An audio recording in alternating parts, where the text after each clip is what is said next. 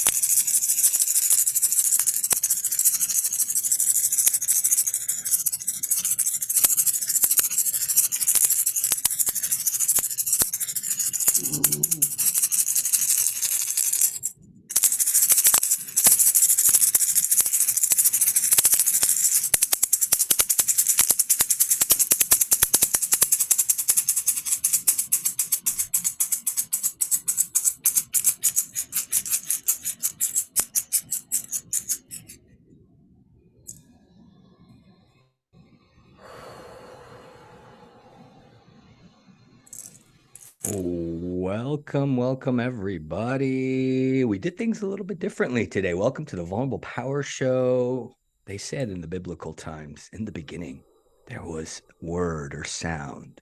And from that sound and light, everything blossomed.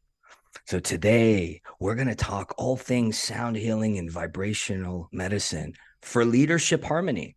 And the guest today that I'd like to introduce was so beautifully introduced to me on a silver platter. Very much the theme of the last 3 seasons, this 4th season of Vulnerable Power Show, when we've talked about how when you step into your calling, all this extraordinary, let's say paranormal, almost magical stuff happens. So I met this beautiful soul sister a little while ago when I was putting out the feelers for a sound healer, somebody that could literally come and share with us the wisdom and expertise of how this very sacred technology that science is only now catching up to can help us leaders become better versions of ourselves and step into what she likes to say is our natural harmony. And it's going to be an exciting episode because obviously we've already done things differently, starting with a demonstration of her craft and genius, as well as we get to unpack an opportunity I've already had before we did this recording to attend one of her group sound healing sessions on a very auspicious day that in the spiritual community they call the Lion's Gate in early August. So we're going to unpack a lot of really beautiful stuff, and I have firsthand experience of the magic that she does. So without further ado, somebody you already got to experience, folks, before we even began. Bree, how you doing today? And thank you for starting us off with a demonstration of your craft. Oh, thank you so much, Haas. I'm happy to be here. I'm happy to share the magic and healing power of sound. I feel more and more. Even yesterday, I just got this, you know how it just like comes from the inside and it just bursts through? It's like I want people to really understand the medicine that is available to them through sound. And I feel that this is my mission. Mm, mm.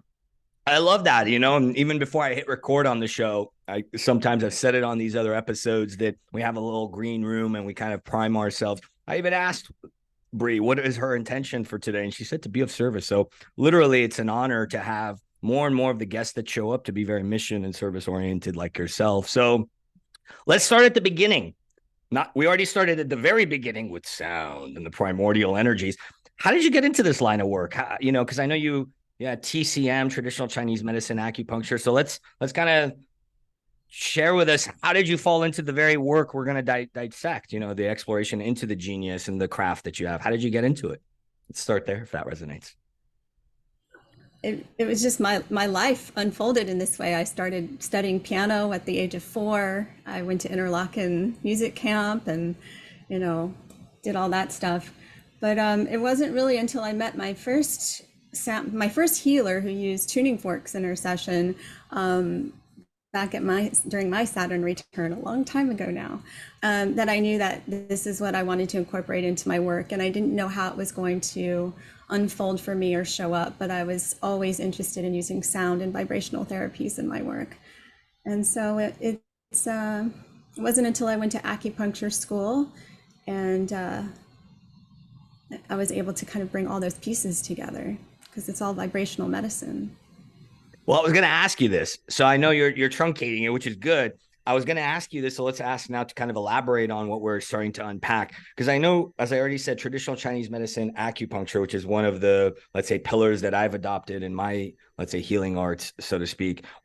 How did that inform your practice, and what other traditions shaped your craft? So in terms of what these pieces that you allude to, that you piece together, can you unpack? Because I find, from my experience of you, and I want the audience to experience this as well, you do bring together a very integrative skill set, and you're bringing it together in a very novel way, as we're going to unpack with sonic acupuncture. So what informed it? What are these pieces? Can you unpack that a little bit? So I know you touched on acupuncture. If you want to unpack some more of that, and what other traditions informed you, or influenced? I've studied so much, so much. I'm a You're like me. I'm just like, I want to learn, Mm, and I distill that information down, or it helps me do what I already do naturally, and I can expand that, right? So acupuncture really gave me this ancient map, this ancient consciousness that I could tap into that I was doing naturally. So the 3 pillars of my work are acupuncture, sound healing, and I'm clairvoyant. I'm actually many clairs, but I just say clairvoyant to kind of surmise it.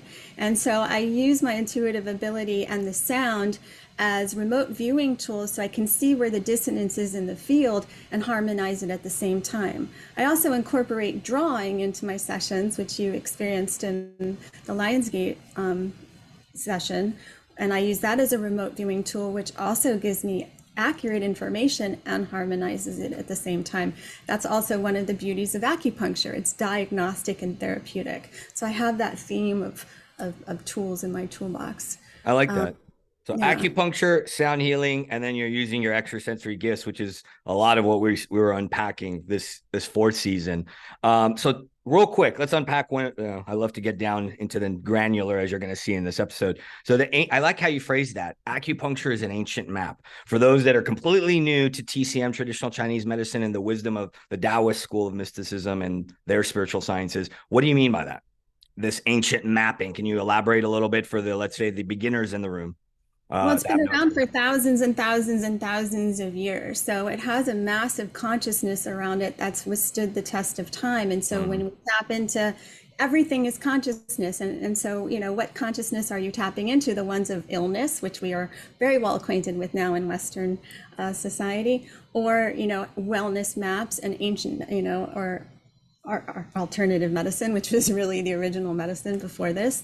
And so it just has this wisdom and this intelligence. You're working with the energy of the body, you're balancing the elements of the body. It's just such a sophisticated, elegant, beautiful way to understand how your energy flows and where it doesn't flow. And where it doesn't flow is where you experience pain. And Mm. that pain can manifest in any area of your life, but we experience life through the body. And so even if you're having like financial problems, that evokes a feeling in you, and that's connected to the way that life force is moving through you. So my work is about moving this life force, moving this vitality, whether it's in person with the needles and sound or remotely with the sound, to access those points and those meridians to get your physical and subtle bodies flowing properly so that information can travel without any obstruction. I love that. You're hitting some of the high points already. So that's beautiful. Yeah. So when you say ancient map and you're talking about some of the lingo that I love for the teaching of this type of information. So you're talking about these inner, let's say, highways or pathways, which you've already alluded to as the meridians. So the acupuncture seems to be the map that you use, as you said that word. Then the sound healing seems to be then how you move the energy, as you alluded to, this life force, the stuck energies, or let's say the irrigation. That's a word that I like to use a lot, to irrigate the flow of energies. Yeah, it definitely unpacks what I call like etheric scars or energetic cysts, things that hold these traumas in the body and the mind. And what I mean by that is your field, your Mm. bio. And so the sound is just so powerful because it can just, it's like water. Irrigation is a really great term for that because it's like water, right? So it's going to move through, it's going to gently find the ways to get in and then open that up. And then will rise to the surface. And then we meet those with some beautiful tools as well. So, and then the last thing you said, so you said the trifecta, the Claire gift. So you use your extrasensory gifts to diagnose, it seems like, right? So you as the practitioner kind of looking at the map of the acupuncture training and TCM seems to inform you in terms of, okay, this is what it's supposed to look like. So explain to the audience, because I can imagine, at least for me, I'll speak from my own experience, using these extrasensory gifts early on was touch and go. It was kind of like, all right, how does this work? What was your early in your practice? What was it like to learn and activate and practice those gifts in terms of how did you feel your way around it or master it, shall we say? Because that can be a very subjective experience, at least for me, it was. I've always been super sensitive. I've always been super sensitive to the environment, to people. But, I didn't know, there was no language for that. I didn't, I just grew up, coping with that. I think like a lot of us do. Yeah. And, and, and then things were starting to happen. Things would happen. I was always interested in the metaphysical and esoteric, honestly, since I was like 2 years old. I was always interested in astrology, gemstones, crystals, all of Wow. that. Mythology, Greek mythology, of course. I ended up living in Greece for a while after that. But Oh, really? You too? Oh, I studied Greek. I was a very avid Greek mythology studier. Interesting. Okay. I just enjoyed it when I was little. Have And you then gone to when since you started to interject, have you gone to Dionysus or any of the actual places they used to do some of these mystical rites in Greece when you I were there? lived on Crete. I lived in Hanyaf. You And lived so on Crete? I What? did. Yeah. What? And it was the birthplace of the Minotaur, and I'm a Taurus. So I got to kind of sit on that famous bull sculpture. Yeah, it's just kind of funny how you're drawn to certain parts of the world that really activate and awaken different parts of yourself. So that was definitely a place where I actually experienced acupuncture for the first time. In So Greece. in Greece, yeah. So when was this in your journey? I know I interjected and you were unpacking in terms of being younger. We'll get back to that in a second. So when was this in your journey in terms of being in Greece? Because that's fascinating to experience. That's very wait, what? Your first time experiencing traditional Chinese medicine was in Greece. Oh, okay. Yeah, Tell yeah. us more. to quit smoking. I picked up smoking while I was living there, and so I used it to quit smoking, and that was in the mid '90s, so it was a while ago. So yeah, because this is beautiful. What you're already unpacking is something that I haven't really unpacked on the show. This notion of being extrasensory. So there's research on highly sensitive people. So we'll get back to that in terms of your upbringing and your childhood proclivity towards the metaphysical. So you're in Greece early. You're talking about how it having no languaging for this. I do agree. I mean, even my generation, I'm technically 82 baby, the first of the millennials, I believe, is as far as the science on generations. And I would say only now as a society are we starting to understand these things, which is part of the notion of the show and this mission that I have. So when you're experiencing this, and we'll get back to your childhood growing up, when you're experiencing this on Greece early in your exploration, what was that like? Like, it was like, oh, I mean, was there any, let me rephrase this, was there any surreal components for you? Because I know even as much as I was into the mysticism and the occult, once I started to do the work and have these activations, it was still like human hustle. I was like, what the heck? Did that really happen? Did you have any of that in the 90s when you're going to quit smoking and you're doing all this inner work, starting it? What was Oh, it like? I had to learn how to protect myself then because superstitions are real there. Those things in the island life and that culture and that consciousness Mm-hmm. of that culture and is very real. And so I was sensitive to that and I had to learn how to protect myself. So I tried different things that people told me, you wear the evil eye, you put salt in your pocket, you do all sorts of things. Um, and but it was a great time. It's home to me. It was one of the first times that where I lived where I felt like I was finally home, and I can't say I've had that experience since or before. That's beautiful that you say that, because I would say that when we do this healing work, for me, healing meant coming back home to myself. So would you say that was the beginning of you actually starting to heal and come back home to yourself as much as feeling at home in that environment? Yeah, I would think so. It was definitely part of my. It's all about coming home. Whatever I'm doing, I feel is a journey to myself. Yeah. So let's go back to Bree. So you were saying, so little Bree grew up, super sensitive, coping mechanisms, always interested in this. You were speaking to Greek mythology, and then we jumped ahead a bit. So you were saying that flow of that you were always, this is in terms of your gifts and practicing them and honing them. Yeah, I didn't really start doing that until I was probably about 18. And then I think that was the time that I was exposed to Many Lives, Many Masters, Brian Oh. Weiss's book, and started exploring all of that stuff. I was always, at that time, I was really wanting to understand why I was experiencing the things I was in my life and really wanting to explore other lifetimes. Because I could really sense the overlap and the interplay that was happening because I realized as I got older, especially now, that I don't fully exist in this world. I exist with one foot here and one foot in other dimensions. And so a lot of cross connections were happening for me.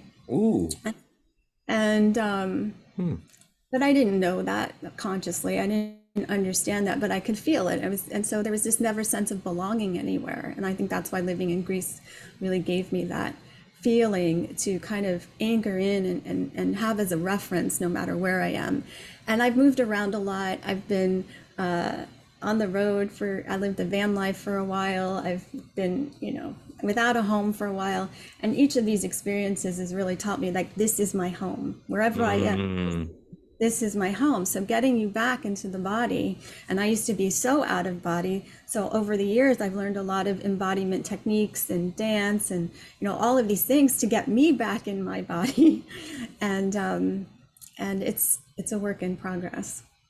I love But that you're touching on a lot of beautiful points that I really feel a lot of leaders need to start to understand about themselves in this day and age, which is new, let's say, not contrary to some of the mainstream information we learn about inner work.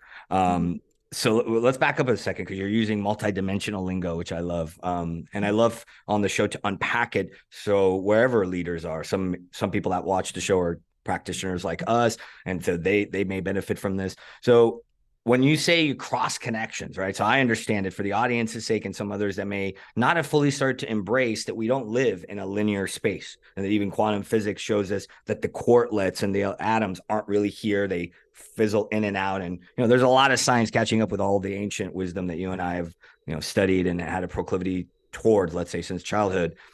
What do you mean by that? What did that look like before you started to get a grapple on it? And then once you got a grapple on it in a mastery, because I love to do that juxtaposition on the show for those that understand what it's like before, after, and during this stepping into the gifts and the genius and the calling, let's say. Never really thought about that until you asked. So if I look back, I can just say that it was physically painful. Talk to us, Goose. What do you mean? Oof, I love that discomfort. Oof, I know all about Yeah. that. I mean, I since the age of 8, I started with my first headache and migraine. Oh, Yeah. you were So living with chronic disease since childhood then. Oh, yeah, interesting. yeah. So that's synonymous then with the coping mechanisms. So your suppression led to the disease, I would say. Is that a fair interpretation or no? Unpack it for us. How would you cross Mm. it? Because I see a cross correlation, at least I did for myself, and that's what I'm bringing forth in terms of the teachings that I feel inspired to bring forth and birth through, is that I would say that those of us that are extrasensory and that suppress, cope, right? And that's 20% of the populace. The science is now confirming it's 20% are highly sensitive, extrasensory, whatever you want to call it. That I had that. That was what I mentioned to you after, which we're going to unpack today, the benefits and what my experience was. And even my experience with this demonstration that you did, even on the show now, was Tanya, who's a fellow Taurus, who's on the show the first season. That's what my journey was. I shared that with you offline when I came to your session. I said, like you, I lived with it and didn't know it. I was 30 some odd years old, and a very world famous healer that happens to be friends with my brother, who came on the show, a fellow Taurian, said, "Are you in pain?" And in her German accent. And I was like, nah, I mean, we've covered that in the 3 episodes I did with her. So it sounds like you had something similar. I mean, that's how it's landing for me. I mean, how is my feedback? How are you resonating with what I'm Yeah. saying? I mean, for me, yes, yeah, for sure. I mean, and I keep learning from this. It's a constant, understanding and Correct. understanding Good. for myself. But one of the things that I always found interesting is, as a clairvoyant, which really is like one of my primary tools that I use, is here. And, to have headaches is kind of interesting, right? Because I get them here, which is the back of the third eye, the Kunlun Mountain. And so, and they've changed over the years, the presentation, but it's just interesting that, how my body processes the energy of this world, and with the increasing. Let me interject. I happen to have my teacher's thesis. So Tiffany's actually getting all on Gaia, and she works with Deepak. So shout out to Tiffany. So this is actually what you're alluding to. Let's unpack this. Keep going with your symptoms, because you're speaking to the fourth eye, third eye, which is the reticular activation system that they talk about, REM sleep oriented. So is it correct to say it's almost like, maybe was it blocked? Was it misfiring? Because this is beautiful that we're getting into this territory. I didn't plan for us to get here, which is part of the point of the show. It's very unscripted in that way. I think What it's you see, incongruent, yeah. but it's incongruent with the density of this realm. Ooh, unpack that. Ooh, God, I love you. Unpack that. What do you mean by that? What do you mean by that? This is good. I love this. We're already getting into the Ascension sciences. Because Um, I agree with you. That resonates. yeah, I mean, Because it's it's like like this. It's the a energy, portal. the energy that's coming in is such a particular vibration and frequency, and the energy that my body is in is a different one, and they don't mesh. It's like oil and water. And so when those two are meeting, and me trying to come into the body as a young person, and then the traumas that happen to us as young people, make it very unsafe to be here. So me not being embodied is causing a lot of that pain, as well as a lot of the pain that I've been coming to learn, that I've been living with from other lifetimes as well, that I've been holding and been integrating lately, which have made it much easier to be in the body. My nervous system is so much better.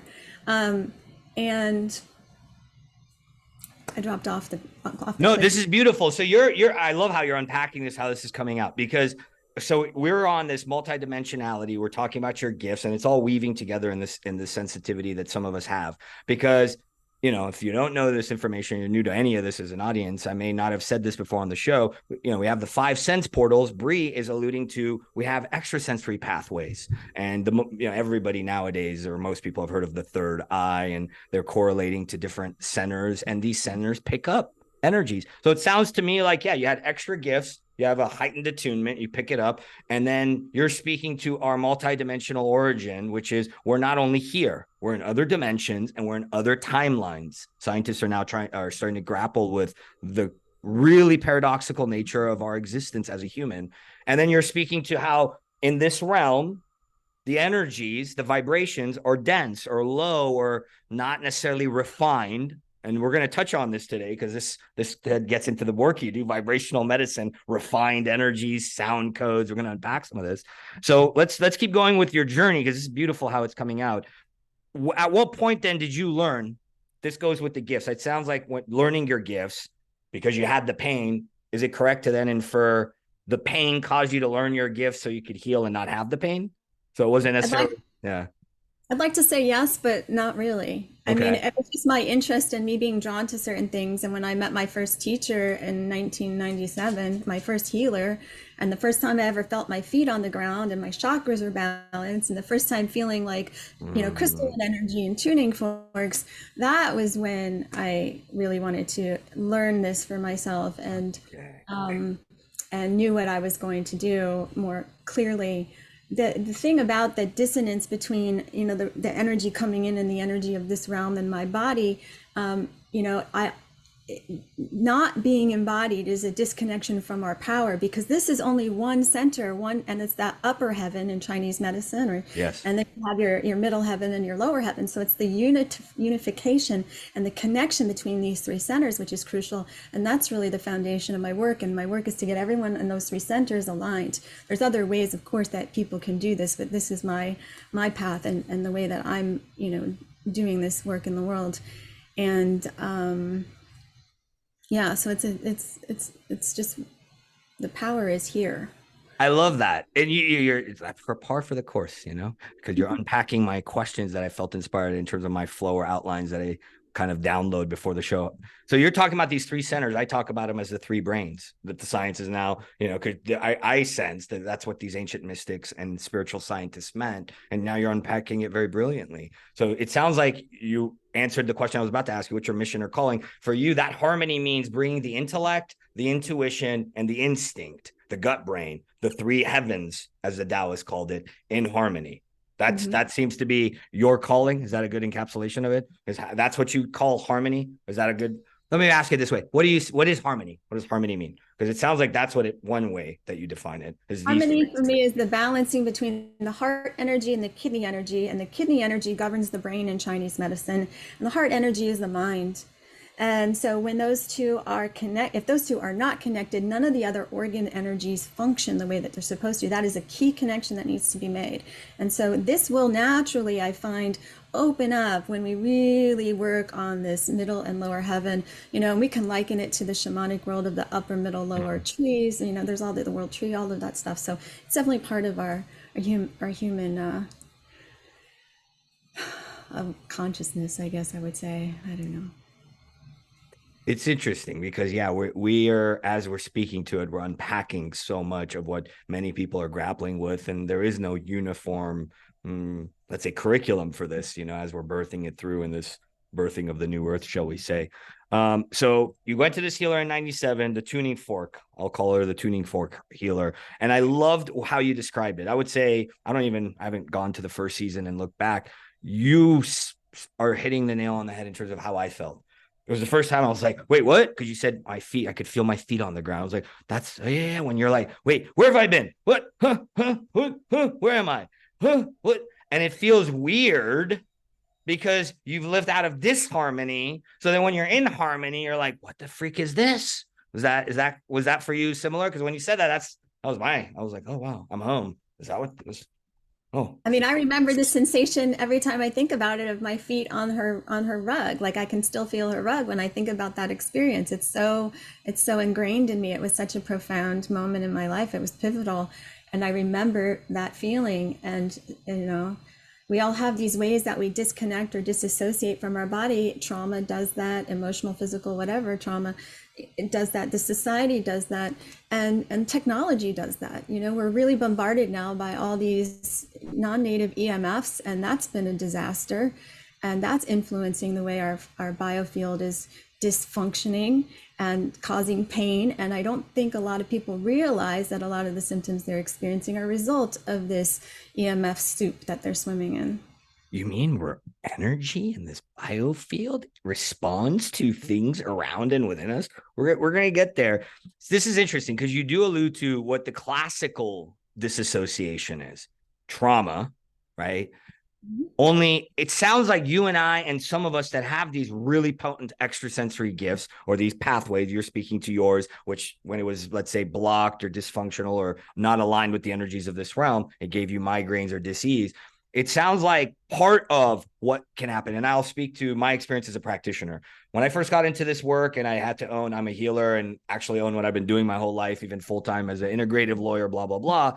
I realized really quickly there's a lot of disassociation, and I never really liked the new age space because I found it completely devoid of practicum. I would say some of us, and I was a frenetic child, and I had this in my own way, maybe not in the way that some of these healers and clairvoyants have it. Would you say that some of the disassociation is because the antenna is so broad that the child or the being growing up doesn't know how to, like, because you mentioned cross connections, right? You're living in different realms at one time. You're picking up different spectrums and antenna, more broad capacity wise than, let's say, a normal human would, right? Because everybody has these pathways. Some are more active. The DNA markers are more. Is that part of it for you? Because that's what I'm picking up. I know that's what it was for me. Was it also not only the trauma, was it also Bree could pick up so much? It was learning and mastering what you could pick up and how you use your antenna, let's say. Well, I had to learn how to filter. I didn't know how to filter growing Ah, up, right? So I was okay. picking up everything. I mean, I remember I could feel people and I knew when they were thinking about me, and I'd have to jump around to try and get it out. So it took me, like, with my first teacher and healer, I started to learn how to filter all of this energy that I was picking up. I'm just like a psychic sponge, and I didn't know how to squeeze it out and wring it out. I'm reminded of the Superman movies, the new ones, the Man of Steel ones, because that's very much when you see Superman activate his gifts, any of these superheroes that have extra senses, or like Jean Grey in X-Men. Sorry, I was a comic geek. And so it's almost like they do this. There's so much coming in. And part of these superheroes, part of the gifts that we had to learn was, I love the word you use. I've had to learn it as discernment. I would say it's analogous to filtration. Is what am I taking in and where is this coming from, and learning how to hone it. Is that a good example or paraphrase, let's say, of it? Yeah, discernment and filtering are synonymous. Absolutely. So what are some techniques? I know this isn't necessarily what we were intending on. Let's unpack it. What are some techniques, as we're on the subject, that you use for those that are in that, let's say, Superman analogy or Jean Grey X-Men analogy of first opening up to their psionic gifts, their extrasensory gifts, and they've been grappling with it. This is 20% of the populace, 2 billion people. So if you're listening, 1 in 5 of you listening is most likely like Bree and I. So what would you say to them? What made it easier now in hindsight? So if you could go back to Bree, let's pose the question this way. Going back to Bree, right? Future Bree. Bree, come with me. I'm you in the future. What would you say to her to help her master her filtration? Stop looking out here and look in here. Start getting attuned with how your body is feeling. It's going to give you the information. Start questioning what you're feeling. So, you're feeling fine, and all of a sudden you're pissed off when you start, and you're in the field of someone else. Like, that's not your energy. That's someone else's. You're picking up on their anger, and you're getting angry, and you're like, what's going on? All of a sudden I'm thinking these things. Notice when these thoughts come into your head that they weren't there before. Thoughts are entities. They're like around in the field, and they're around deliberately in the field. We're going back to technology again. There's all the subliminal programming going on, and the programming happening by those that you're around. And so start noticing these random thoughts that appear. Notice how that feels. Notice where you're feeling other people or thoughts or situations. Where does it come from? It's spatial. It comes from different directions, right? So I notice that with certain people, I feel them coming in this way. Other people I feel here. Notice how they're feeling. Notice how they feel to you when you think about them. You're picking up their signal. So you can start to discern that that's their signal, not mine. One of the things I learned from one teacher of mine, which I love, just ask yourself this question: is this me? Is this not me? Boom. I love that. Again, I love. Are you reading my brain? Maybe you. Because I was But I gonna say is it mine or is it not mine? That's the classic way I was trained. So yes, I love you said it. Thank you. It's like I'm gonna give Yeah. you the mic and say you're the host now. See, I love the way you're bringing this through. Okay, so you're talking about discernment, filtration. This ties back to your own inner journey and your experience. One question on this, which ties to something that I'm going to bring up again later when we unpack my experience with you as a let's say, client. Power of belief, because you talked about that on the island. What about disbelief? because early in my journey, because I love all the explanations and the tools you gave about how to start to filter, because I was so numb, because I had shut down that extrasensory, that feeling so muchness, I didn't know what was feeling and what wasn't feeling. So what do you say to clients that go, okay, the overthinkers like old Haas that are like, wait, because you said stop, discern, feel what is, and then I would say does not compute. Old Haas would say, okay, teacher, how do I know it's a feeling and not a thought? Because I've been thinking for so long, I don't even know how to feel anymore. What I would you think say to that? Yeah. that's where a guide comes in, because that's one of the things that I do. I can see from where you're talking or where you're, where you are, and then I can guide you to that place so I can give you a reference for what that feels like in the body. So talk to us about that. When, again, this goes back to your gift. So you see it. What is it? If you were to put it in human terms, right? What would that look like? So let's talk about it in terms of the biofield. What does the biofield look like to you as a clairvoyant? Because clairvoyant means the gift of extrasensory sight, spectrums of sight that others may not have as much. I'm drawn to where the energy is going. It doesn't necessarily always look like something, but my eyes, my physical eyes aren't picking up what my psychic eye is all the time. It does sometimes, or I can get just pictures in my head when relevant or knowing. But really, it's like you're talking to me, and I can see where you're talking from. Again, for me, it's spatial. So you're drawn up, and then when I bring you back down, and you can feel yourself coming in and back down into the center of the heart, you can then start to gauge, oh, I'm coming back up. So when, I track this even in group sessions, and I'll bring people back down and I'll say, oh, notice that your thoughts are coming in and where you went. And, not only are you up, but people go out, like they're like way, like on their home planet somewhere, like I want to go back to that star. And it's like, let's come back here and let's be here for a while. And so you begin to feel where you go, where your attention goes, and you can guide yourself back that way. So you see, so I love that the descriptions that you're using. You see it spatially. It's almost like the way you describe it. I would say my interpretation of the way you see is you see the flow of energy then in a biofield. Mm-hmm. Okay. Yeah. And so for those that are new to the word, we've been tossing around the last 20 minutes biofield let's start to put some definitions to some of these, let's say, technical things. What is the energy body or biofield from your perception and definition as a practitioner? How would you define that to a newbie, to a muggle, or as they say in Yiddish, to a goy, one of the neophytes? I would say you are a field of information and light. Ooh. And Okay. you're moving. And that way that information and light intersects, we perceive as your physical form. So we each perceive it as our bodies. If you study this work, they talk about it being the dentist form, and then your subtle energy bodies expand out from here, and they each have their own level of consciousness, from the mental to the causal and so on. That links us. What it is there's this, everything is energy, and that energy down steps in order for it to align into the physical form, so it can experience this realm. And it downsteps into the chakras, it downsteps, through the nadis, whatever map you're looking at. But it's a downstepping of this oneness into an individuated form. So as far as like some of my electrical engineering and quantum physicist colleagues, and some of the the founder of pranic healing, Master Choa, who was, I believe, a biochemist, would say that it's like a refined energy, because I love the downstep word, because as far as engineering, it's like a transmitter. You can't put that level of energy into a transmitter of a lower capacity. So it has to be downstepped, these higher dimensional refined energies of pure light and sound. Is that a good Right. What's encapsulation? happening now is we're up leveling, I'm going to say, because we are walking also crystalline beings. The connective tissue and the fascia and everything in our body is liquid crystalline matrix. And so we are these walking resonators. So we literally are broadcasting and receiving, a signal, our information all the time. And you can attune that, which is the beauty of sound medicine. We'll just weave that back in, that you can tune that using sound, so you can activate the resonating nature to health, to your, align it to your heart's imprint is really the place that I go. Like, we'll align that to the heart, because that's the center that controls everything. That's where your manifesto resides. That's where your imprinting resides for this incarnation, and connects you to all space and time and exists beyond space and time.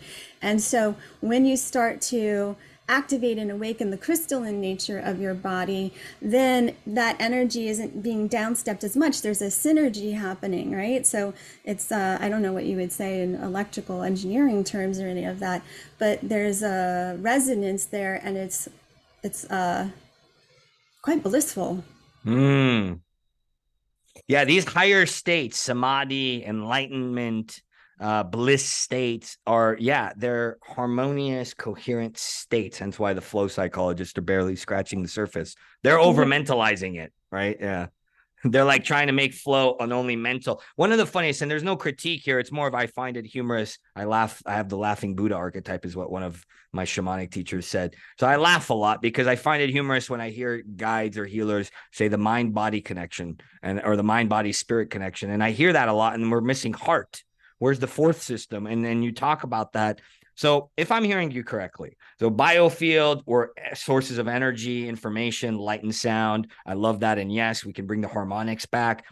You talked about blueprints. It sounds like, because that's what I came to learn about the healing sciences, whether you look at it through allopathy and biofunctional medicine, or you look at it through the ancient Eastern, which is now as true as this. It's all one and the same. It sounds like you're restoring health means going back to that blueprint, which means every one of us is born healed and we somehow screw it up and we enter into disease. Is that a fair colloquialization of what happens as far as disease and healing?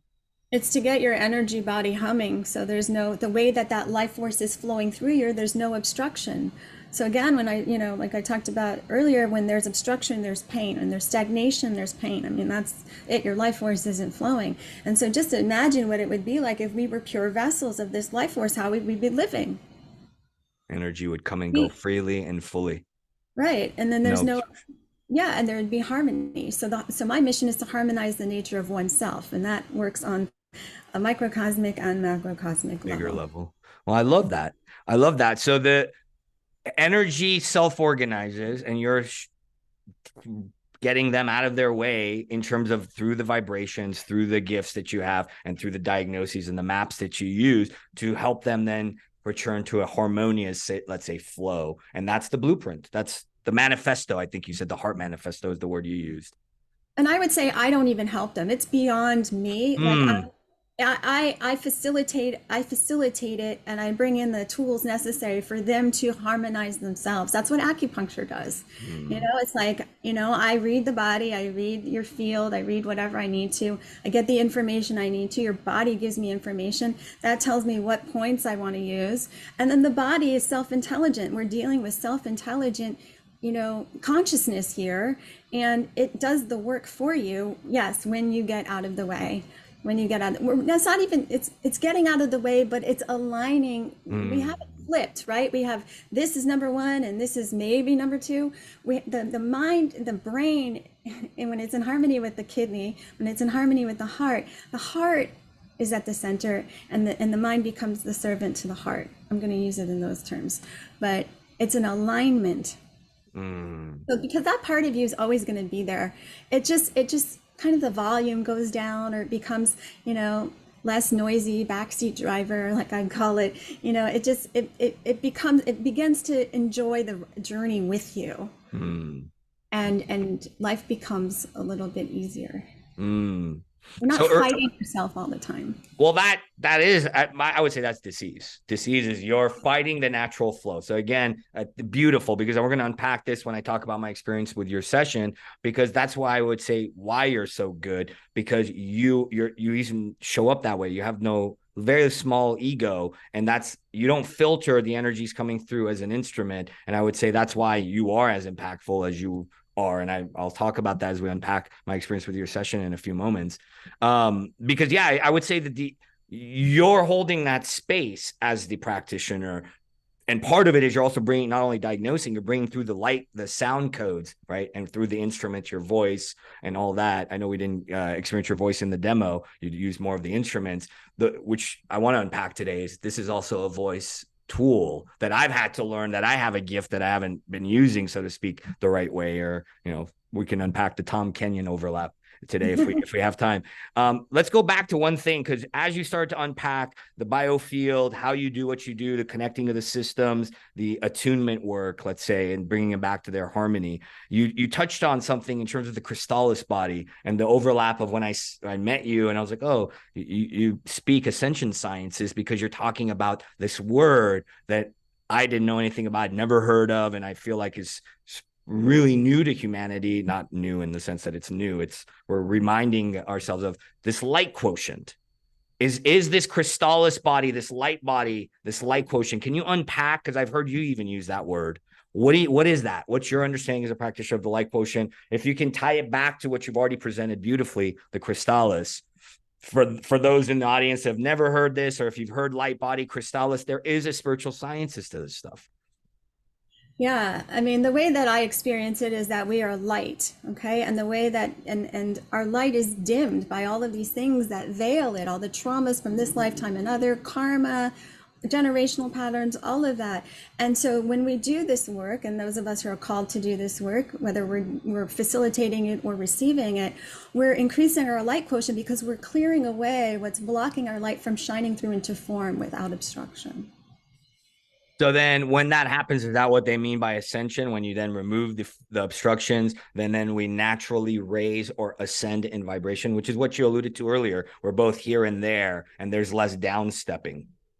For me, that's my experience of it. I mean, there's a lot of really beautiful explanations that I've heard from other people that I respect. But that's not what I hear when I hear people talk about an ascension. The way that they talk about it's about leaving the body somehow. And it's, for me, that's not what ascension is. It's this coming into the body. The ascension is being who you fully are in this state. And from there, your power is beyond anything you can imagine. Well, let's touch on that, because I presented this on the first episode of this season with Manya. We talked about embodiment. It popped up again. Maybe it's a watery oneness Palladian energy you all are bringing through. There is something to be said about that, as I had to learn some of the bad codex and bad, let's say, misinterpretations that I even had of it, which it's escapism. What you're alluding to is a lot of people have this misinterpretation that ascension, enlightenment is escaping, leaving the body, leaving behind the drudges of the human condition. And I will confess, vulnerable power moment, that I was one of said people, that I didn't realize that I drank that Kool-Aid without realizing it. And I love that you're bringing this up, because we go back to this work does not make us leave the body. This work makes us have an enjoyment of the human experience, which you're alluding to, as you've already unpacked it in this first hour. It's like you became joyful, happy. You no longer got headaches and suppressed. As you became attuned, you showed up more Bree, let's say. Exactly. You become more of who you are. And, this isn't anything anyone taught me. This is just doing the work, and what the sound and the work has been teaching me every time I show up for myself or for others. So it's just been part of my journey that it's like the more that just from my own experience, the more that I've been doing this work of clearing the imprints that are in the way of my light shining through. Yes, Oshi.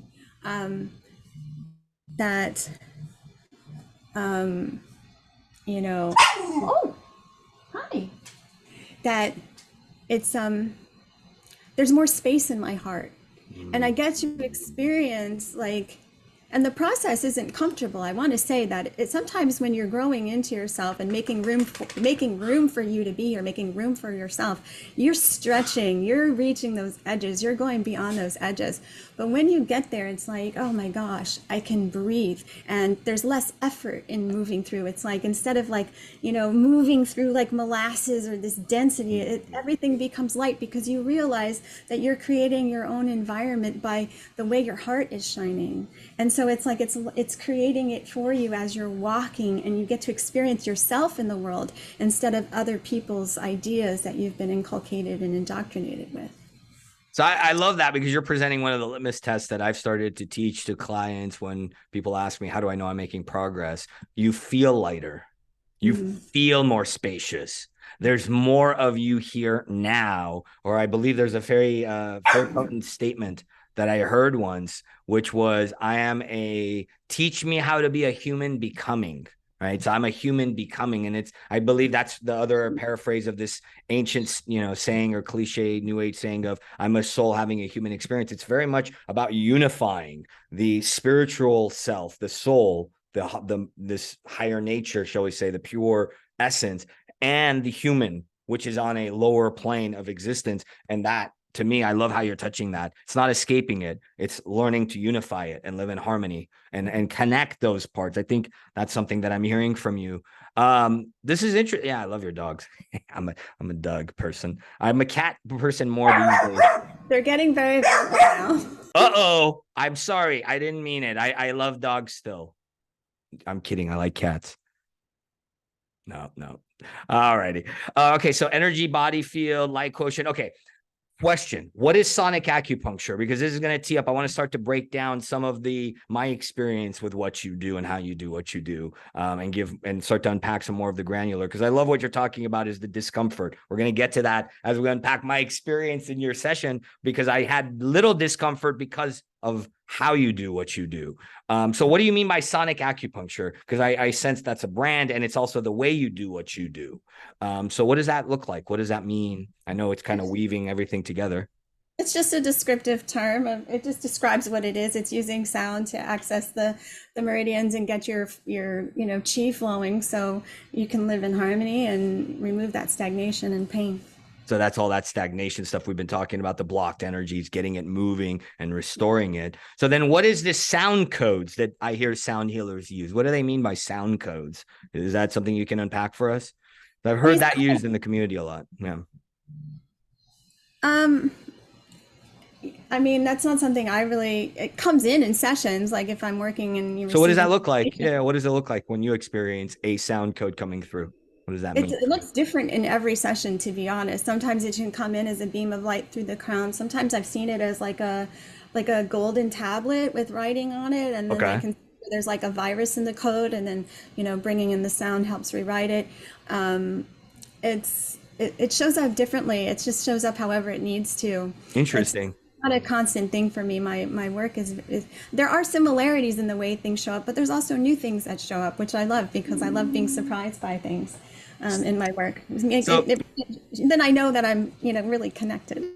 Well, so I mean, it sounds like, okay, so I see you as a channel, right? So it's like an antenna. So it sounds like what you do then, and the sound code is how the information comes in. Because I'll put it this way. Let's start to unpack my experience with your session, right? I loved how you showed up, because you said, oh, the sounds are starting to come through. I'm hearing them now, right? And like, if I had met you a few years ago, if I had done all this inner work and done the vulnerable power work, I would have been like, what the freak are you talking about? What I don't hear shit. What are you hearing? Where's the, and it's what you mean is and I love how you're describing it. Sometimes the energy beams in as a actual beam of energy, or it could be you actually see it and you're like, oh, I can actually somehow read this sound code. So what you're talking about, it sounds like information codex that comes down to us and that our human consciousness has to unpack. In your instance, you translate that into either words. In the session I experienced with you, you actually did do some hum. What would you call that? Chanting, humming? What word do you use to define that? Vocalization or Toning? Intonation? Yeah, I definitely don't call it singing. Well, I know it's not. Okay, so let's unpack this, right? I can't sing for the life of me. Yeah. Yeah, well, don't get me started on the ex I had, who is a famous singer, and once I jammed out in the car and she said, you should not be singing. Talk about traumas that we've chosen to experience. Right. Well, this is something, let's unpack this, because I know in the post that I did, and you mentioned, I love Tom Kenyon. One of my teachers said I'm supposed to be doing work. Like, she didn't should me. It was more of, I'm getting an insight that you actually have a really powerful ability to also bring through what I will now use as sound codes. And one of our mutual, let's say, people we fan out over is Tom Kenyon, somebody that I was told several times by several beings and teachers, you should study or study the teachings or experience him. I would say that's a good example of what you do. You're bringing through, it's not singing. Somebody listened to Tom Kenyon, it's chant, it's almost old Persian music, classical music has some, it's very guttural. It's very like they're almost translating, and you do it too. You're translating the energy or the sound of the cosmos, for a lack of a better description. And it requires you getting out of your head, which I'm still mastering. So how do you do that? How do you get out of here? Because that's one of the things I had. I was like, man, she's really good because she doesn't filter. This thing comes through and she brings it out, which I would say is a sign of a more refined antenna or a more seasoned practitioner, because you're not applying ego. You're not misinterpreting it. You're obviously clear enough to bring it through enough that it had the impact that we're going to unpack right now. So how do you not do that? Because that's something I'm still learning. You know, I know biologically I'm a decade younger than you still. It's scary because I'm like, am I doing this right? Do I sound? I do it more and more. It's like singing in the shower. So any tips for, this is more for me than the audience now. How did you start doing that? How did you not be like, I sound stupid or weird, or am I really doing this right? Or, you know, any of that head trash that can come in the way. It goes there, you know, there was that for sure, and she's still there somewhere, but you know, she's small and she kind of steps aside because you know we know our places, you know, and Talk about that as a practitioner. For the practitioners that may be watching, what was it like before? Talk about the graduation of the voice getting smaller. What was it like early in the channeling and bringing through the harmonics? And what's it like now as you're alluding to it? It's smaller. It could be well, helpful for a lot of us, I sense. I know it's helpful for me. How did you make it smaller? You know, what was your experience? Some of that, if you can, if it resonates, if you can go back there, let's say. well, I studied sound at the Globe Institute with with teachers like David Gibson, Stephen Halpern, Randy Masters, and we had like amazing people come, you know, also for voice. I think Suzanne Sterling and was the one that did the voice classes that took me to a whole new level and broke through a lot of the emotional trauma that was held in my throat. And so we would do this tonings and chantings in class all the time, and it was really intense, yeah, like that.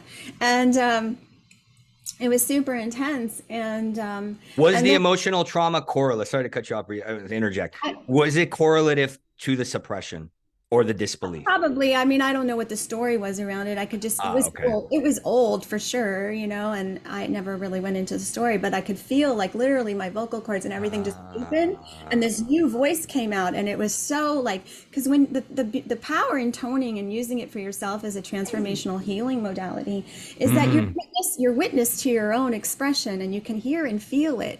And, you know, so you end up, what I find is when you're witness to yourself in that way, you end up naturally having a compassion for the pain that you're experiencing, or the bliss that comes through and the awe that comes through as well. So it's Fascinating.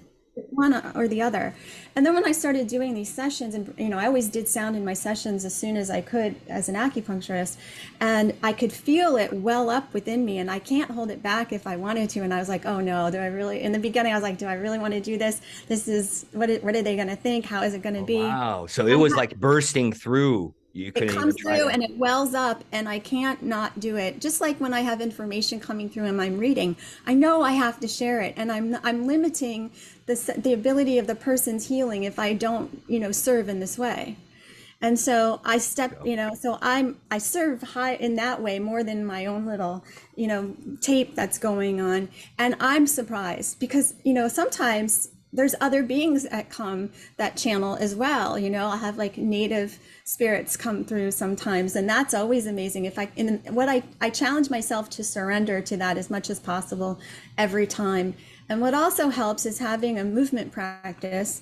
And I love my gyrokinesis or gyrotonic for people. It's amazing. I'll just put it out there and you guys can learn more about that. So you have your own, let's say, that gyrotonics that you're alluding to, that helps you as the vessel, as the antenna, also hone, it sounds like, and kind of get out of, you know, get into the flow physically, sounds like. Yeah, it strengthens my seed center, and so I can really like be here, and you know, all the pelvic floor muscles and abdominal muscles from the breath work become strengthened. And I notice when I'm consistent with that practice that I have a much, you know, stronger container to bring that sound through with my voice. Well, that goes to But the I also use self-care. the voice because, you know, I have my sound tools, and I have a lot of sound tools, but I really kind of paired them essentials, and like my clients like to call it surgical sound because I don't need to use as many tools to get the effect that I need. But you know, I find that the voice comes through because I can be so direct with it, and I can direct it to the body, even remotely, or to the group body, or to, you know, wherever, and I can be so focused with the voice when I start toning. Okay. So this is interesting because earlier what you were talking about is that you couldn't hold it back, and the witness and the way you were talking about it is some of what I'm experiencing from you is it's almost like what is coming through if you're doing it for yourself is it's either the pain, it's the energy, and you're giving the energy a voice. And so by actually giving it a voice, you both get to hear it and you allow it to pass through. Is that a good, let's say, encapsulation of the mechanics of it? It's two different processes actually. So sometimes it will be reading the field, and in that sense you can hear like painful things, or when you do it, like when I do it for myself, I started doing it for myself before I actually learned about it, which I thought was fascinating with my headaches. I was driving home and my headache was like a 12 out of a 10. Like it was obscenely painful, and I had to drive. I couldn't see, and so I just started giving it a voice and started toning, and I started crying, because I could hear the pain that this pain had, and it had a voice. So you're giving voice to parts of yourself that that don't have one, and you can hear it beyond language, because it goes beyond language. That's the beauty of music, right? That's the beauty of sound. It's beyond language. It's who we are as vibrational beings, and everything is vibration. And so you're connecting with that fundamental, language of who we are. The language of the cosmos, let's say, or the multiverse. So I love this, right? Because I had it in the notes to talk about the tools that we use. And obviously you started with the instruments, and now we're talking about a self tool, which is the intonation that we're on. And I would say, yeah, part of the impact that your session had, I mean, so we've already kind of started to unpack this, is I would say that for me, I was ready for it, right? As a client, I also wasn't in disbelief. I think you even hit the nail on the head as a practitioner. You've learned to surrender. And I was very impressed early on, because I was like, given I've been around the block and I've experienced in the last, 10, 15 years, quite a few different modalities and people and practitioners and masters, shall we say. And I was quickly like, oh no, she's done the work, because of the nature of how you surrendered, all the stuff you're talking about as a practitioner, that you were self-aware enough to understand, okay, this is where the stream of energy and information codex is coming from.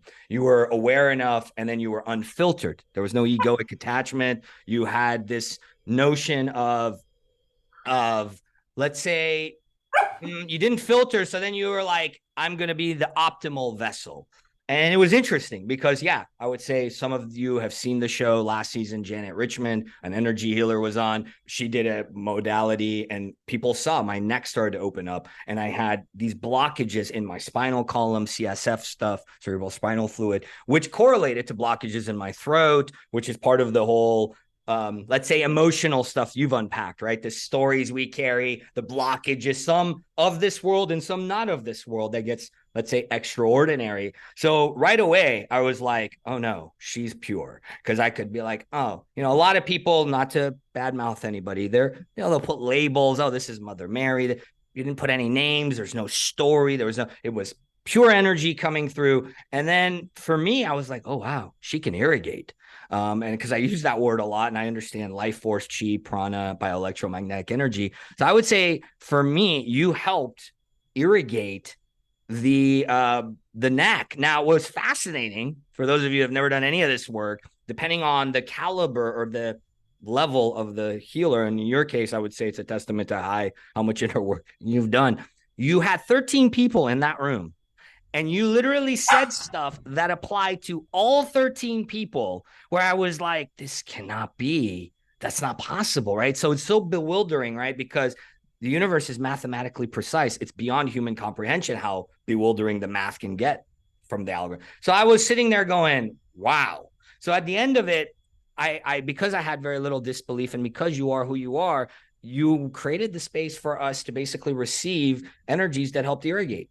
Is that does that feel accurate to what you intended? I mean, is what I'm saying as a practitioner make you go, okay, that's kind of, because I know some of it is we're doing the work as healers and we're like, oh, I did that. There may be some of that in what you're hearing. More or less, is it like, okay, I intended to do that surgically?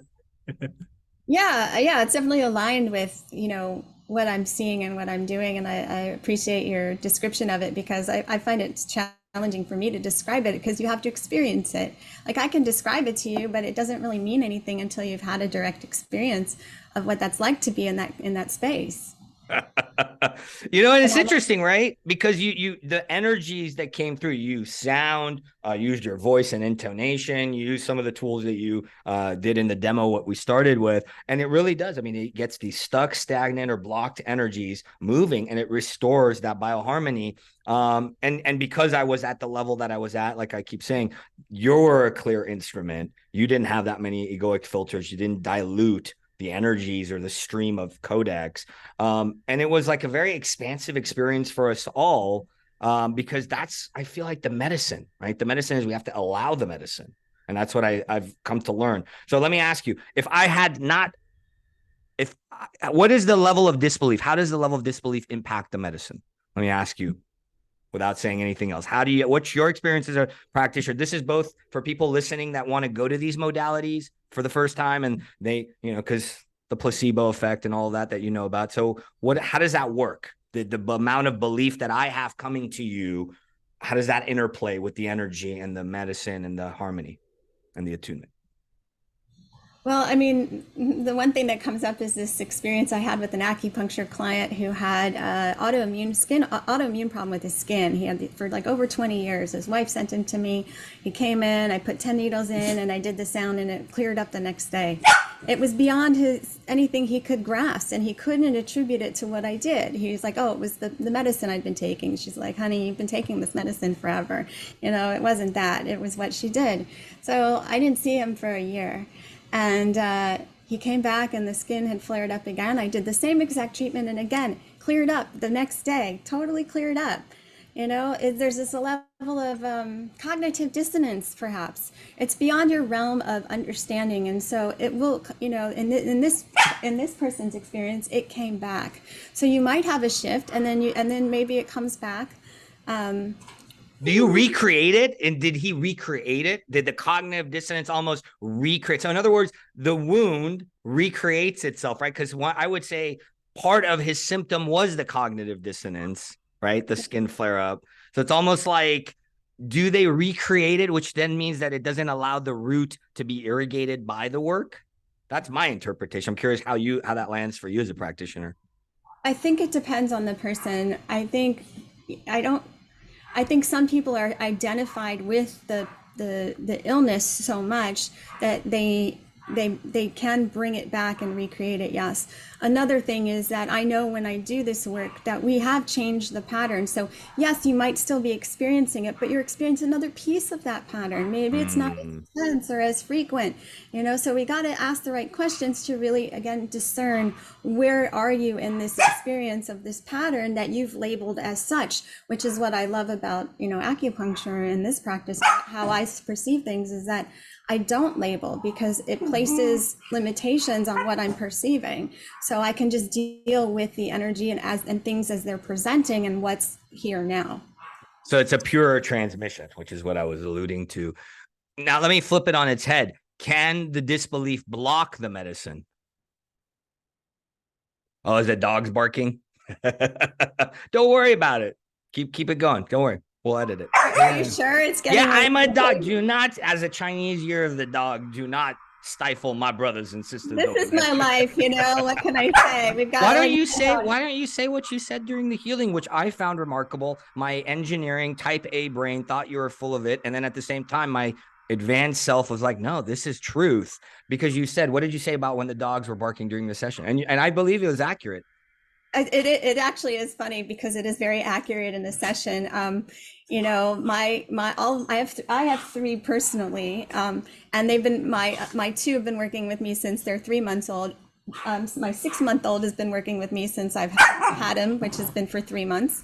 And when people are going through something or there's something in the field that's stuck, I actually break up the energy. He's bingo. Say that again. It breaks up the energy, because you said that about the thunder and light, because we had all sorts of crazy stuff, right? All sorts of crazy stuff. Yeah. And what did you say about the thunder and light? You said it. Say it again. It's the same as the dogs barking. What does it do? It breaks. It breaks up, like with the shakers, it breaks up that stagnant chi. And then when people like, you know, and I'm kind of like this because I want them to be quiet too, because I know the disruption that happens. But, you know, it's like, but once that energy flows, everyone settles down and then they lay down and go to sleep. So what I would say is that energy cuts the tension, which is why in plumbing speak, you need a snake, right? For a thick and so much tension in society. So I would say, yeah, what I've noticed for my own gifts, when I speak to an energy or an emotion in the room and it's uncomfortable for me to say it as much as it is to speak to the elephant in the room, I would say that's the equivalent of the lightning or the dogs barking. They're breaking up something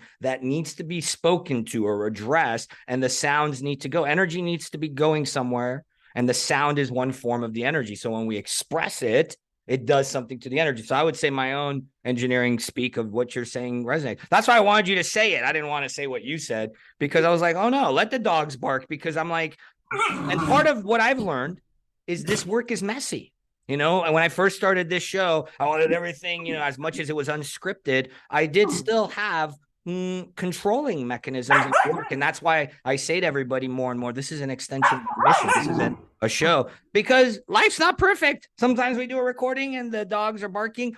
And the other thing you said, they work with you. Let's unpack that, because my Reiki master teacher, a very famous healer in Hollywood, said something to me that, again, old Haas, engineering type A disbelief, was like, you're nuts, lady. She said that some of these animals will house higher dimensional beings, and they do work with us. I know some Reiki teachers, their cats come in the room and will sit next to the patient. What do you mean by they'll work? I know you've already unpacked some of it with the they bark. What can you elaborate on that? In person, they're incredible to watch in group sessions and stuff like that, because Lilu, Osho hasn't done that yet so much, but Lilu, she kind of keeps the perimeter space. She'll focus on the perimeter and make sure like the perimeter is safe. And Muji will go from person to person and lay next to them or on their body, depending on what's going on. And they're like, oh my God, he laid on the hip that was bothering me, or he sat against my, you know, he was back to back with someone. And it's just amazing to give them that space to be their magical little selves, because they are. This one, he's still in training, you can see. Is that Osho? That's the newest one you've adopted? Yeah. Well, it's interesting, right? We say dogs can tell when an earthquake is coming. They have an extrasensory gifts. The animal kingdom is part of the kingdom that has extrasensory gifts as well, as much as humans, right? So when I'm listening to you, when I'm hearing this, I'm reminded of what my acupuncturist, who's very powerful TCM lineage. I mean, her grandmother is a very phased Taoist master. And she said this to me when 3 kittens came into my yard. She said, oh, wow, that's 3. Oh, wow. They come to clean energy from the property. So as I listen to you, it's almost like I'm reminded of what you said about your own gifts, right? Our own suppression of our gifts. If we discount that, then we may discount our furry friends, that they also can have healing capacities and extrasensory predispositions, which you're alluding to. They, you know, one of them has a personality where it's like a security measure, shielding the space, is my interpretation of the behavior pattern of what it's being guided to do. One of them is almost like touch, right? It knows if I touch the person. So I would say, yeah, old Haas would not have understood any of this. So if you're listening and some of this is like, whoosh, don't worry. But it's everything in the environment, not just the animals, it's everything. And I look at everything as feedback and information. There's a funny story. I have this friend who talk to us about this. This is good. Friend. And my ex and I, we used to do sessions together, really powerful sessions. And so we were working on her, and she she's a fire constitution, and a lot of the things, when her fire gets out of control, she experiences real fires in her life. I experience water issues. I'm a water person. And we were working on it. We were clearing some stuff, and I kid you not, fire trucks went by and they had their sirens going and everything. And as we were talking about fire and everything like that and cooling the fire trucks came by, and we just started laughing in the middle of the session. So everything is reflective of your what's going on for you. And so you can take that and use that to your advantage. I love that, because you're touching on the nature of how we're all interconnected, and it is really one field of energy, and it's the multidimensionality in which you choose to operate. Because yeah, you're hitting something that I would say is more advanced. I didn't anticipate us getting into, is very much my experience that and science has proven this with these TED Talks that Anil Seth did, that now neuroscience institutes are showing us that we're creating this thing called life, and it's a hologram. And so I agree that it depends on the level of lucidity and dimensionality and consciousness level you want to house. And if you raise your vibration and expand your awareness enough, you can see, oh, that's an extension of me because I did this app. Doesn't mean you're a God and you're creating it all. It means there is an interplay of the reality construct and the inner work and the work you're doing. And I loved how you said it. It's all part of the information field. So I love that. Question, can a client, I think I've mentioned it and then I blocked my own question or glossed over it, which I kind of do on the show. Can a client block it with disbelief? I don't know if we covered this, if we didn't, to finish that off. That's a question I literally had in my notes because my hunch is, like, I'll put it this way. My father is ailing really bad. I've been working on him for a few years, doesn't land. Any energy practitioners, even acupuncture doesn't, because there's a level of so much dissonance of, and the placebo effect of, again, back to we create it all, that it's almost like it like blocks the medicine, the vibration from coming in.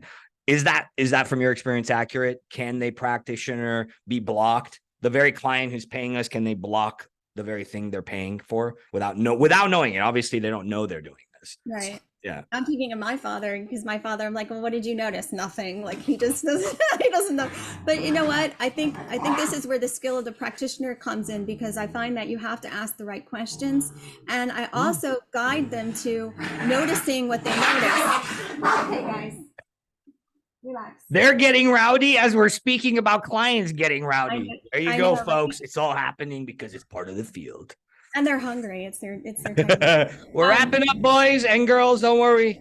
The dog is about to wrap up so the rat can feed you dogs. They do this every morning after. It's just so funny. They're playing, but yeah, so I find that I have to educate people on how to pay attention to themselves. What are they noticing? So, I do that through asking questions. And so again, like, oh, well, it still hurts. Oh, really? Well, the pain had moved, or, or wait a minute, that's still there. But you know what? This thing went away that you didn't even tell me about, and you're telling me about now. So, the way things are connected, what happens is their expectations pigeonhole their experience. And so what they have to learn to do is to soften their gaze and pay attention to what is changing rather than what they expect to change. And I think that will keep you from falling into that trap. So you guide them to heighten their interoception, their inner proprioception, all the inner sensations that we all numb and are very weak in most people. So you guide them to kind of almost recalibrate and attune the granularity, it sounds like, by asking, what are you noticing? Which then obviously, as you said, it takes them out of their mind, expands their awareness to allow in the very healing vibrations that they need and are asking for. So I love that. I love that. Because I realized with my dad, because he's tricky. I mean, working with family, as you know, is tricky anyway. It has another element to it because of the entanglement. But, what I realized is, one, he had an expectation of how it should look like. It should look like I do it, or it should look like what you see in the movies. It looks like how you feel it and perceive it yourself. It's unique to you. You got to learn how to communicate understand your body messages and how it's communicating with you. And so it was like looking for love in all the wrong places.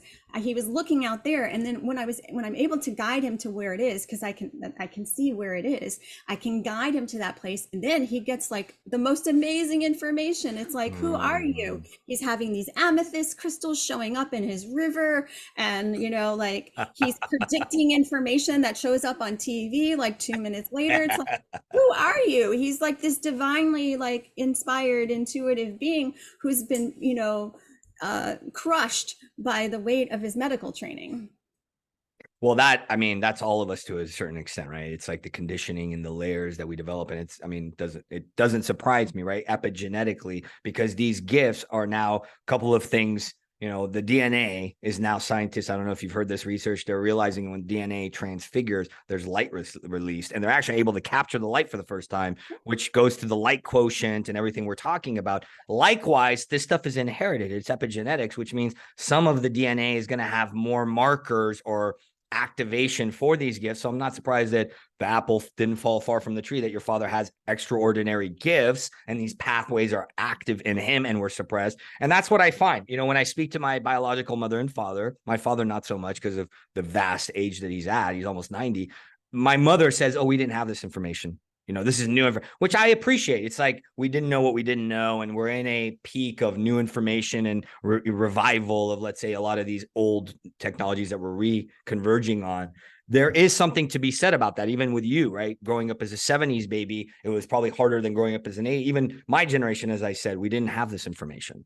It's only now that I'm seeing, conscious parenting and all the stuff that, and some of the audience knows. So yeah, it's interesting, right? Because it's almost like, oh, well, I'm not surprised my dad has extrasensory gifts because I have them too. And it's genetic and the DNA is inherited.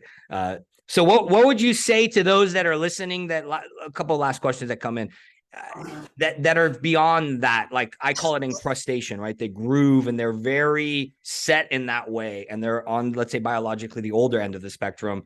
And they have these extraordinary gifts and they're of the generation. Because I have quite a few that cross my path. And for me, generationally, I can still connect. I'm curious if you run across that maybe with your parents, or because I see them suffering more than us in a way. That it's almost like they have even less of this new age information, let's call it, or this permission slip, for a lack of a better description. I'm curious how you relate to that, to anybody that's in that, like, oh, it's too late for me. I'm too old. My dad says that a lot. It's too late for me. I'm too old. I can't change this. That's it's his story. That's his set in his ways. Yeah, it's their story. It's perfectly said. I mean, my mom, she like had an acceleration in her evolution over the last few years. It's amazing. And she'll walk up to anybody and she'll like feel their pain and she's like, okay, does your back hurt? It's hurting me, let me help you. So she's like, she's doing medical medium work. she's so bold. I don't do that. It's fun. She's the one I'm much more quiet. They'll find me, but she'll go find them, Mrs. Dellerson, come out to California. You sound like fun. Invitation. Yeah, she's hilarious. And they come to she's at all my sessions. So she was, you get to meet my parents, are at my sessions. So they do receive the work. But yeah, I don't really experience that for myself really, because if there's people that I feel that aren't open to that, I don't try and do anything about that. That's where they're at, and that's totally fine. What if they approach you? I'm talking about the ones that are asking us, right? So they're so stuck in the story. Let's use that wording that landed for you. And I'm not talking about the unsolicited ones. I'm talking about they come to us because I have this. And then you try, and it's like, oh, well, I've always been this way because I'm 80 or 60 or 70. Again, not to be an ageist. I'm saying that cultural, that heritage, they're kind of like, no, I'm set. Only they're asking for the support. I don't know if you had any experience with that in terms of difficult stories, let's say. I don't attract those kinds of people. Oh, okay. I like that. When I first met you, you said something to me that I wanted to reiterate here, and you probably use it a lot, or I don't know if you use it a lot. Maybe you do. It's this notion you said, oh, I attracted you, Haas, which means that my frequency must be getting clearer because of what I'm attracting.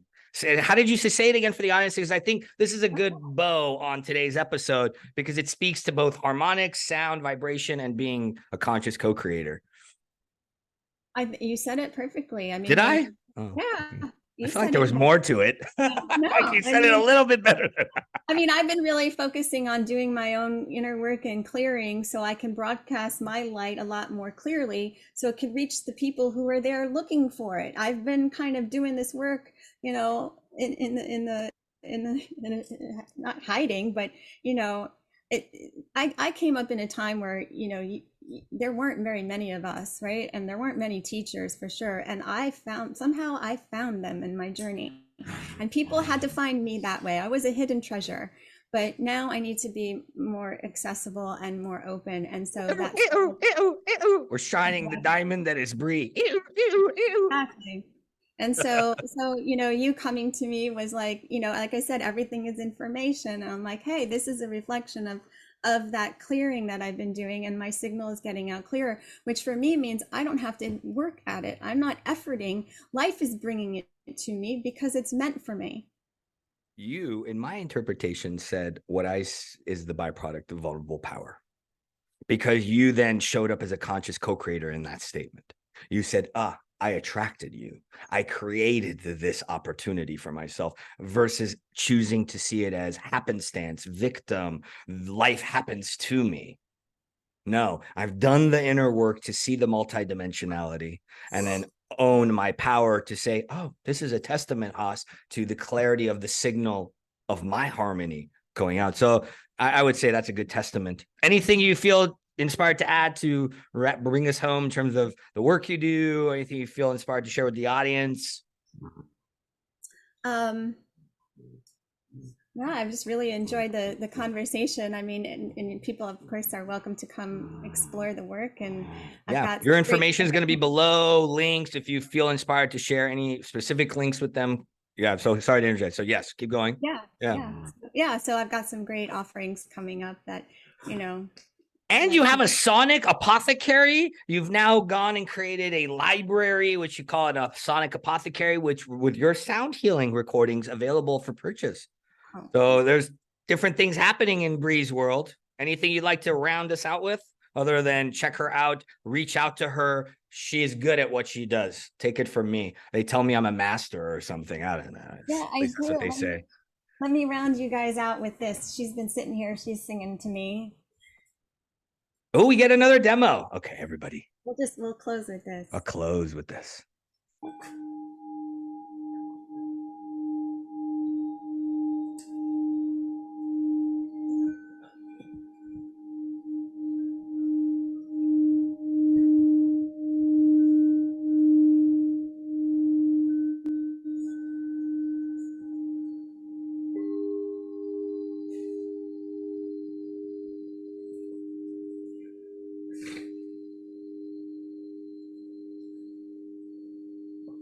Ladies and gentlemen, this has been Bree Dellerson, and we have gone up, down, multidimensionally, cross-dimensionally, all over sound healing, vibrational medicine, and the potent opportunities each of you has. You can use the tool that she used, or you have access to this universal tool. However you do it, we invite you into exploring more of your natural harmony as a leader. Bree, thank you again for sharing your gifts.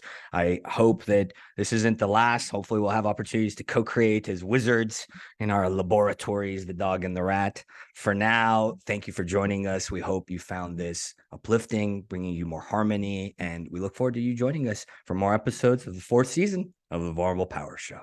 Take care for now.